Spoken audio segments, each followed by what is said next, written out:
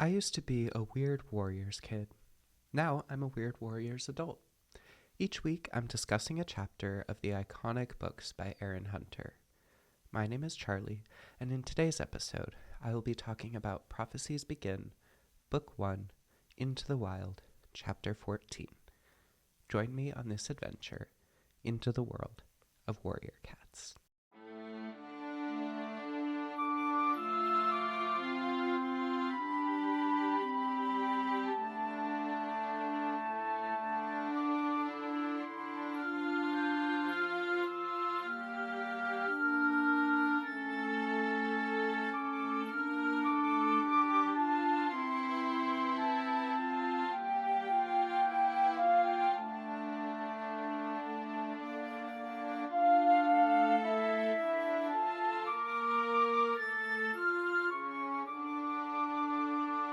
Before I dive into this episode, just a quick reminder that if you want access to the comments section as well as exclusive bonus content, including extended spoiler versions of every episode, you can subscribe on Substack for just $5 a month.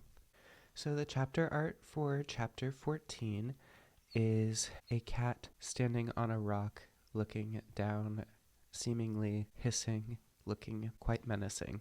And the chapter starts out with a dream. There's cold air and blackness surrounds Firepaw.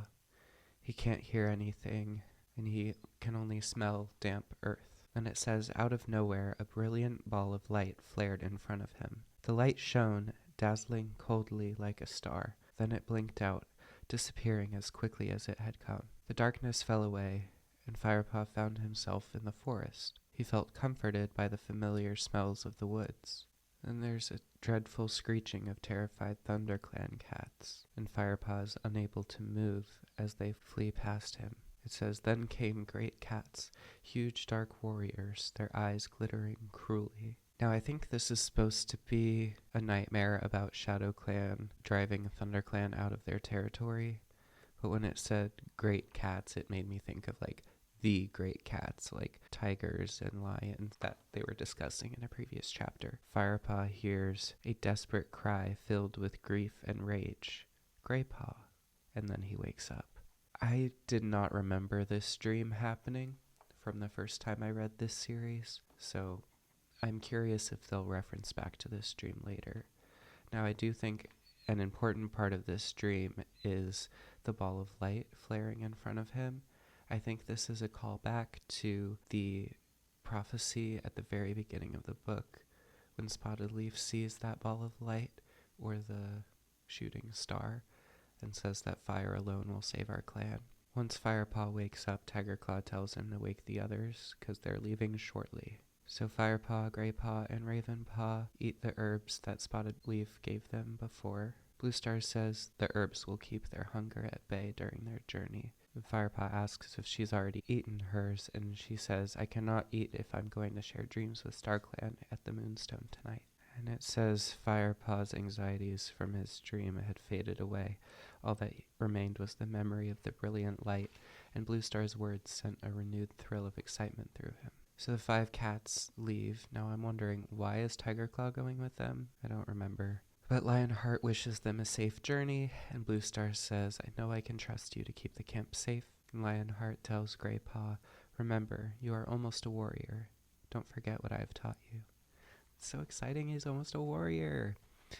And then Greypaw says, I will always remember Lionheart. They go through 4 trees, because it's the quickest way to pass into WindClan territory, and Highstones is beyond that. They go up the slope towards WindClan territory, which gets steeper and rockier as they get higher, and then finally they reach the flattened plateau, and it's very windy. The scents of WindClan were stale, and there were fresh scents of ShadowClan warriors. Bluestar says that all clans are entitled to safe passage to the Moonstone, but ShadowClan seems to have no respect for the warrior code anymore, so be alert. We mustn't hunt outside our territory, though.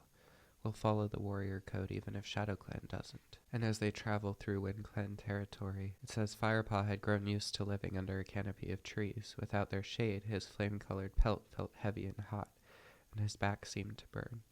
He was thankful for the steady breeze blowing from the forest behind. And then there's a scene that I think has good tension and suspense because Tiger Claw suddenly stops and says he can smell a Shadow Clan patrol and they have to hurry to avoid getting caught by them. Luckily, Shadow Clan is upwind, so they are able to avoid getting caught. And finally, they reach the edge of the uplands, and I feel like I might have already done this in a past episode, but I want to look up uplands because I think of highlands, uplands definition.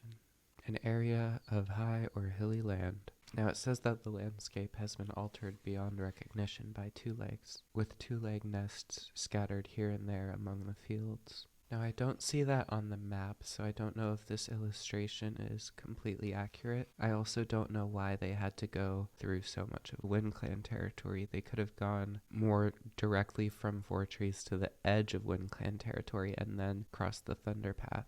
But anyway, they see the Thunder Path in the distance, with high stones beyond. Bluestar says we can be there by moonrise as long as we keep up the pace. Now, this continues to surprise me whenever I hear how long it takes them to travel places, because looking at the map, it doesn't look like that vast of an area, but I guess it really is, because it's taking them from sunrise to moon high to get from ThunderClan to Highstones. That's a long journey. So they enter the two-leg territory, and they go past a large house. It says it's on a wide expanse of hard white stone, with smaller nests around the edges. I don't know what this large white stone is that the two-leg nest is on, but it says some dogs start barking at them. So they go past the fence where the dogs are tied up, and they finally reach the Thunder Path. Tiger Claw suggests that Ravenpaw should go first,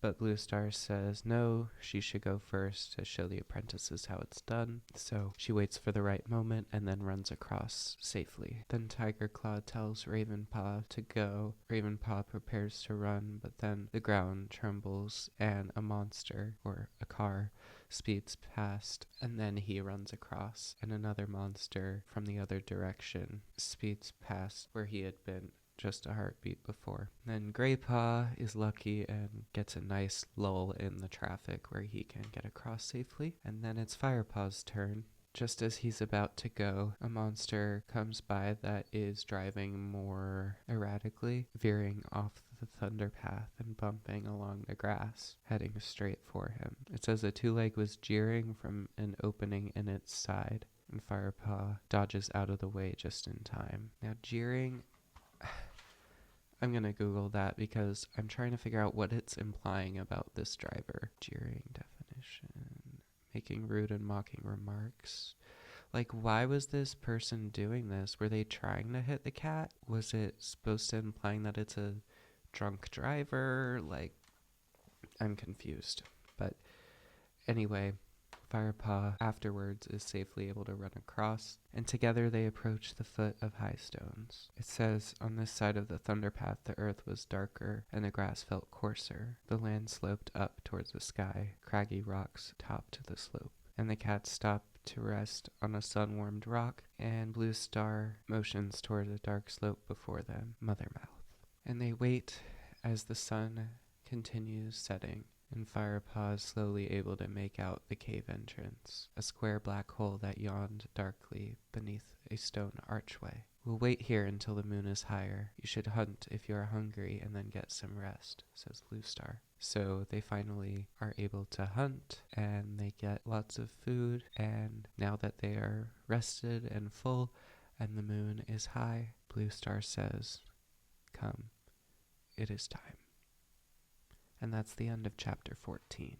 Going into this chapter, I thought we were actually going to get into the Moonstone scene, but that must be for next week. So I think that was another quick chapter, but the cats went on quite the journey. They nearly had a run-in with Shadow Clan, nearly had a run-in with some dogs, and nearly got run over by some monsters. So it was an exhausting chapter for these cats for sure. but they made it safely, and I'm very excited to read the next chapter. Remember, if you would like to hear the portions of this episode and other episodes where I mention moments in the chapter that make me think of spoiler things that I remember from the first time I read these books as a kid, then you can subscribe on Substack for $5 a month, and you can also get access to the comment section and let me know your thoughts on the episode. Thank you so much for listening and or watching. Thank you for being here. This has been Into the World of Warrior Cat.